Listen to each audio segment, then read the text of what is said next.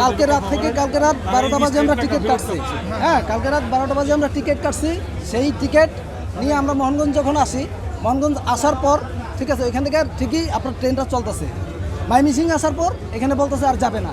তো আমার কথা হচ্ছে যে কালকে থেকে যদি সমস্যা হয়, হ্যাঁ, আপনার সার্ভার তো ডাউন রাখার দরকার ছিল বা ওয়ার্নিং জানানোর দরকার ছিল যে এই ট্রেনটা ঢাকা যাবে না।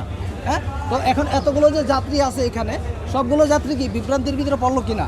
তো আমার এখানে 5টা যাত্রী আছে, আমার বাসার 5টা মেম্বার আছে। তো প্রত্যেকটা মেম্বারে ভালো একটা ঝামেলা পড়ে গেছে, আমাদের টিকিটেও রিফান্ড করতেছে না। তো এগুলো বড় ধরনের একটা সমস্যা না?